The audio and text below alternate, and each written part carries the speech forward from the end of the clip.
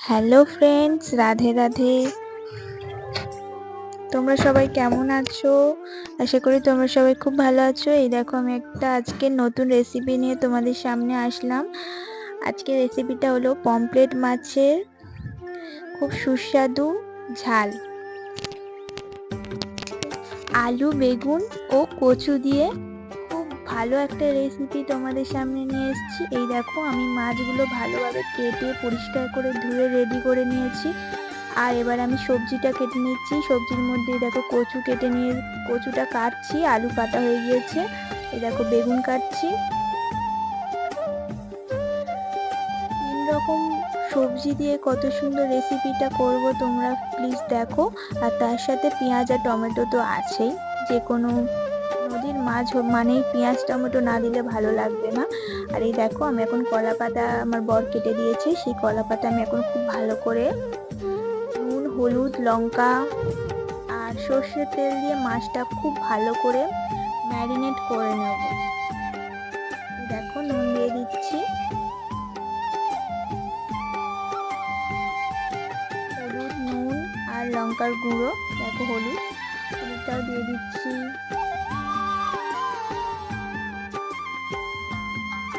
একটু সর্ষের তেল দিচ্ছি।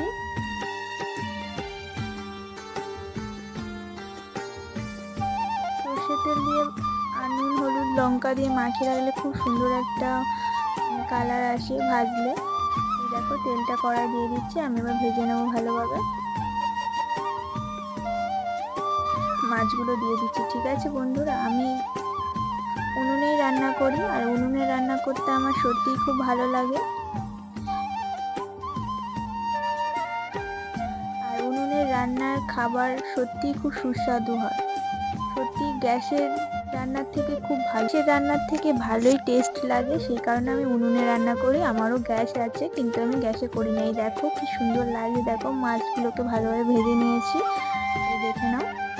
এবার আমি কচুটা দিয়ে দেবো তেলে। কচুটা ভেজে নেব। কচুটা ভেজে তুলবো না, কচুটা ভাজার উপরেই আলুটা দিয়ে ভেজে নেব। ঠিক আছে, কষিয়ে নিয়ে জল দিয়ে দেবো। এই দেখো, কচুটা ভালোভাবে লাল লাল করে ভেজে নেব। আর ফ্রেন্ডস, তোমরা যারা যারা আমার চ্যানেলে নতুন আছো, তারা প্লিজ চ্যানেলটা সাবস্ক্রাইব করে দাও। আর কমেন্ট, শেয়ার, লাইক করতে একদমই ভুলো না। ঠিক আছে, আর পুরো ভিডিওটা দেখো, স্কিপ করো না। আর এই দেখো, কচু ভাজাটা হয়ে গিয়েছে। আমি এবারে আলুটা ওর সাথে দিয়ে দিচ্ছি। তাতে নুন, হলুদ সব কিছু দিয়েই ভালোভাবে কষিয়ে নেব।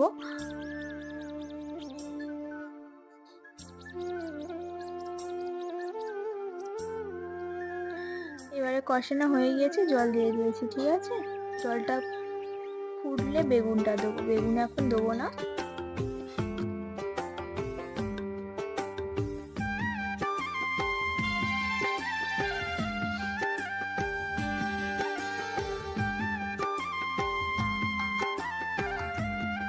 আর তখন লঙ্কার গুঁড়োটা দিইনি, এখনই দিয়ে দিলাম। আর এই দেখো, মশলার জন্য নিয়েছি সর্ষে, জিরে, আদা আর চন্দনী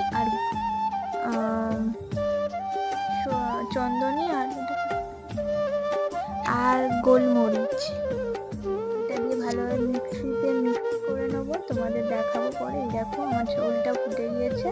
আমি তারপর মাছটা দিয়ে তরকারিটা নামিয়ে রেখেছি। এবারে সাঁতাল দেবো। আমি বন্ধুরা 2 সাঁতারেই তরকারি করি সব সময়, সেটা তোমাদের শেয়ার করলাম। এই দেখো, কড়াটা গরম হয়ে গিয়েছে, আমি তেল দিয়ে দিয়েছি। তেলের উপরে পেঁয়াজটা দিয়ে দেবো। উনুনটা কেমন ভাবে জ্বলছে দেখো, খুব ভালো উনুন জ্বলে। আর আমার সত্যি উনুনে রান্না করতে খুব ভালো লাগে। লাল লাল করে পেঁয়াজ ভাজা হয়ে গিয়েছে। আমি এবারে টমেটোটা দিয়ে দিলাম।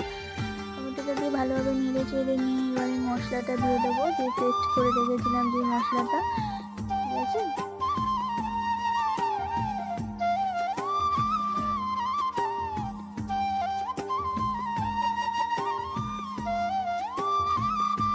দেখো, পেস্ট করাটা দিয়ে দিয়েছি। ভালোভাবে মশলা করে নিতে হবে। ঠিক আছে, ভালোভাবে মশলা থেকে তেল ছাড়বে, তারপর ঝোলটা দিতে হবে।